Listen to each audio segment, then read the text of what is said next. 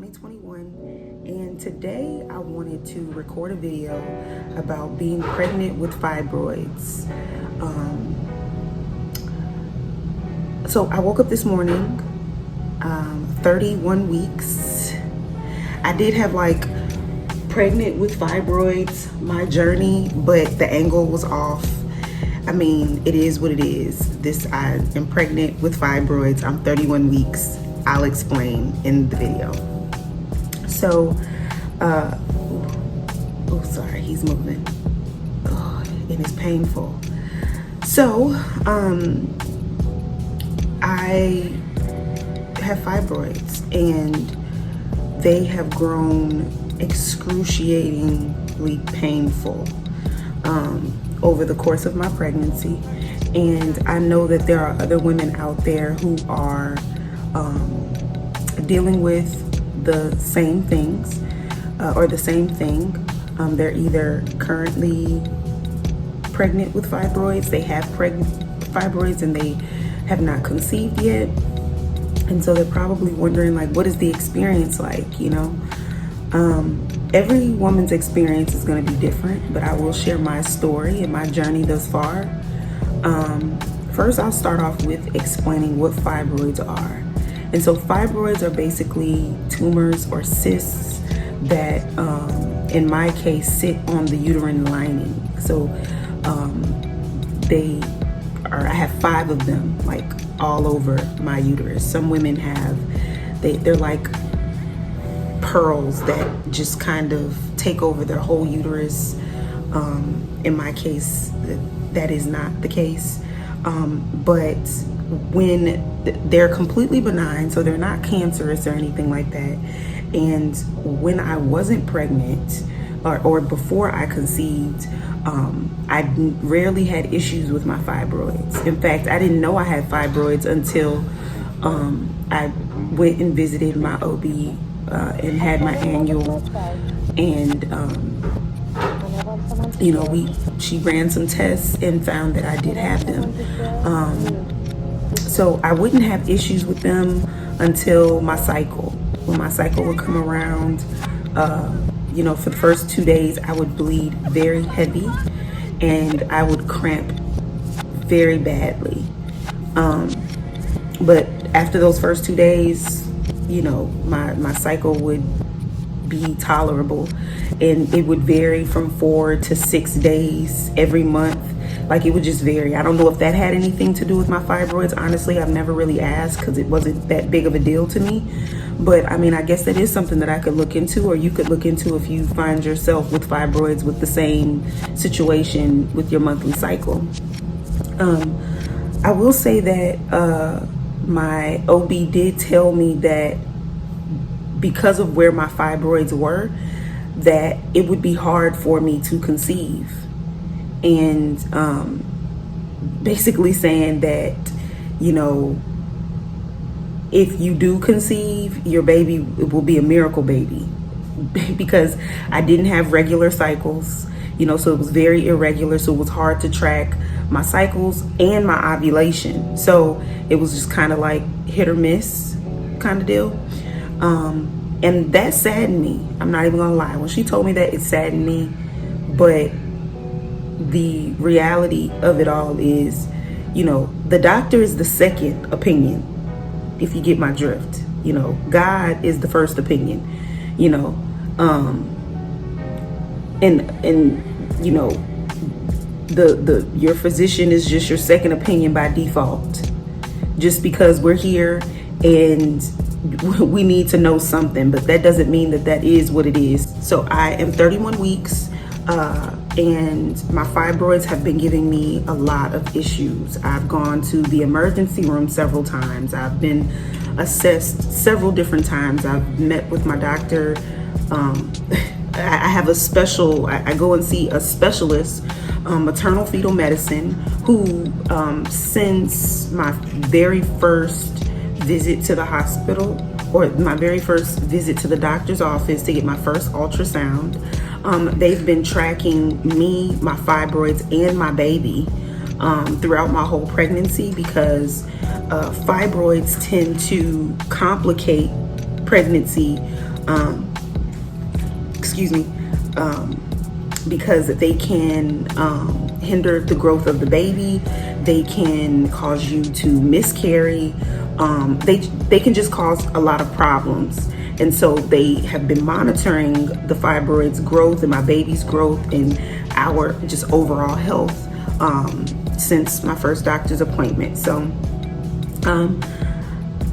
the very first time I had an episode or flare up with my fibroids, it was excruciating. I didn't know what was going on. I didn't know it was my fibroids. Honestly, I thought that I was miscarrying. It was just unbearable. I was rushed to the emergency room. So my fiance took me to Women's Hospital, and they just ran tests on me. They did the ultrasound. Baby Allen was A-okay. In fact, they had me on, I can't even remember the pain medication. They had me on tramadol in the liquid form. They gave me that for my pain, just to calm me down. I was kind of loopy, but so we go to the ultrasound room, and I'm trying to stay awake just so I can see my baby. And I see him in the womb, and he waves. His heart rate was like 150. He was doing good, his vitals were good, right? And when I saw him wave his hand, I thought he was waving at me. After that, I just passed out because I was at ease to know that he was fine. He was okay. He didn't feel any pain. He wasn't stressed or anything like that. And so every flare up that I've had and I've gone to get an emergency ultrasound, it has been the same thing. He's okay. He's healthy. His vitals are good. There's nothing that I need to be concerned about. It's just my fibroids. So to get into my fibroids situation specifically, so what happens is the reason why fibroids cause women pain while they're pregnant is because the baby is growing, and in my case they're along the uterine lining, so they are being irritated or agitated as the baby grows. So what happens is that the fibroids can degenerate. And so what degenerating fibroids are fibroids that lose blood supply. So the reason why fibroids are, there is because they have something keeping them alive, which is the blood supply. But once you conceive, the placenta and the baby take precedence. So your body already knows to not really care for the fibroids anymore and to focus solely on the baby. Isn't that amazing? I just want to stop and say that,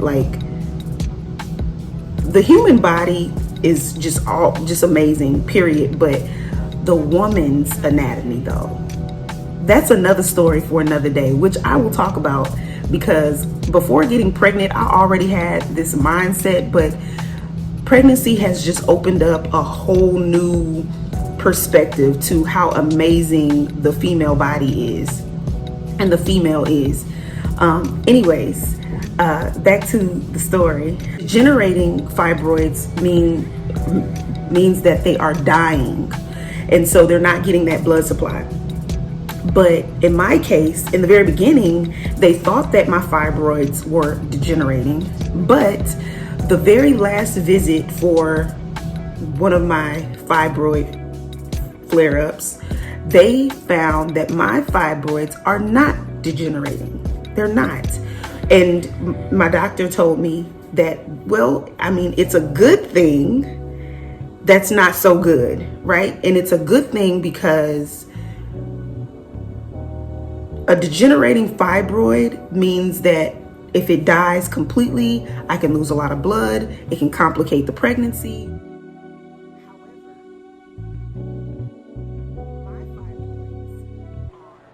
Isn't love a union between two people? With my uterus and the growth of my baby. So they're still alive. They're not dying. Okay? They're like being very compliant. Okay, I don't know what it is, because they will be removed. You will be removed. Okay, so I don't know why you're trying to hold on for dear life. But that is what's happening in my case. So they're stretching, and so the stretching is causing discomfort to me. And then my baby, because he's so long, he's pushing and prodding and laying up against it and bumping it and just all of this nonsense, right?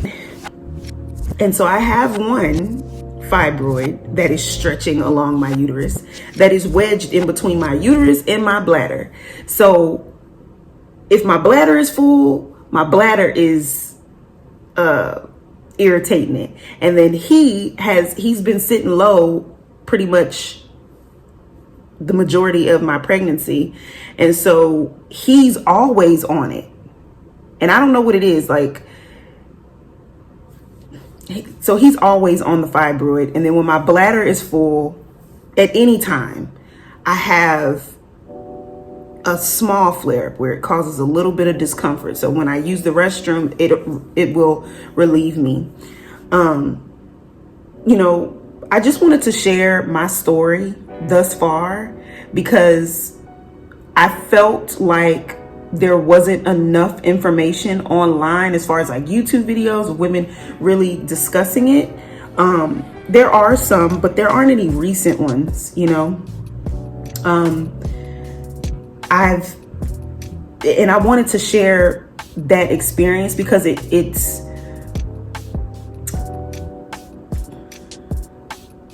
hurts, because I can't fix the problem.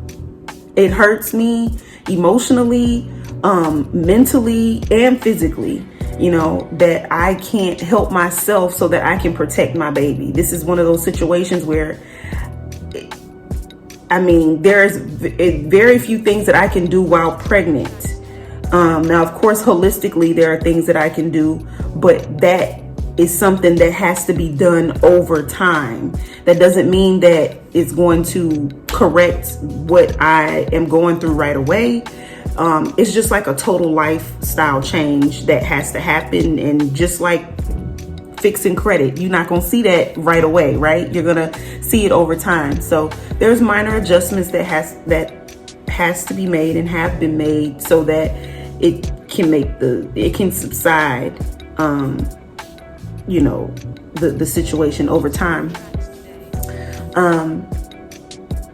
So I guess before I go, I can tell you about what I'm experiencing as we speak and what inspired me to go ahead and record this video. I woke up with fibroid pains, and this time, normally it happens with just one fibroid at a time, but this time it's two of my fibroids. So it's the one that's wedged in between my uterus and my bladder, and the one that is on my right side. So I woke up this morning in a lot of pain, and like I said, today I am 31 weeks. And the inflammation medication that I've been taking, which is ibuprofen, and then there's another prescription form of ibuprofen that they gave me. I can't really remember the name right now. I mean, it's not that important. It's an anti-inflammatory. And I can only take anti-inflammatories or ibuprofen up until 32 weeks, right? Because at 32 weeks is something with the baby's heart valve that the, you know, ibuprofen can affect the baby, you know, and so I can't take it. So at this point, moving forward, if I have fibroid pain, I'm going to have to deal with it. There isn't anything that they're going to be able to give me. And so, I mean, I don't want to have to go on bed rest and start my maternity leave early. Of course, if I have to, I will. But my goal is to work up until I say, all right, I want to go on maternity leave. But, you know, God's plan, right? Not mine. So I've been feeling discomfort. And because I'm 31 weeks, that gives me 1 week to still be able to take the ibuprofen. But I'm afraid to. I'm afraid to take the ibuprofen just for my discomfort.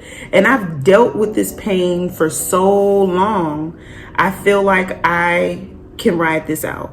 So I wanted to record this, so that, I can document my tolerance up until this point, knowing that if I do take the medication after a certain point, that it can affect the baby. So like I said, it does mess with me mentally. It does make me very uncomfortable because when I have these flare-ups, I am debilitated, y'all. I can't walk on my own. I can't go to the restroom on my own. I can't get in the bed by myself. I can barely sleep. It gives me anxiety. I'm anxious all the time. And my fiance is my caregiver. And so I also feel bad because, with his business, he has clients that he has to meet, and he has to go, to his office and make sure things are running the way that they're supposed to. And, or him just wanting to get out and have his own space. It makes me feel guilty because he can't be gone for too long, or he can't leave at all because of my situation, because I need him. And so it's just a lot, and it weighs on me, and he never makes me feel like I'm an inconvenience to him.